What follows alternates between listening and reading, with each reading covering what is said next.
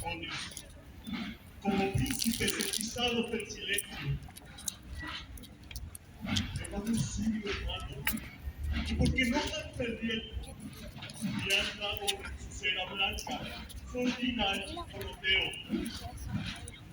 Pisa, pero las pisadas son del monta de ensueño. Mis pisadas son el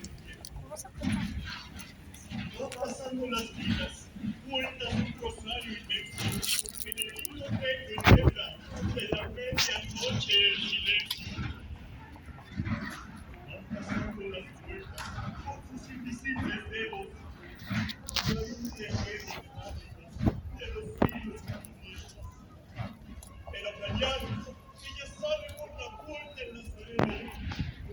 Lleva los dos labios mudos, pero los ojos bien abiertos. Hay palabras de sus ojos, prudentes los labios secos, como esquina de la plaza, como pasa hablando a gritos de este silencio.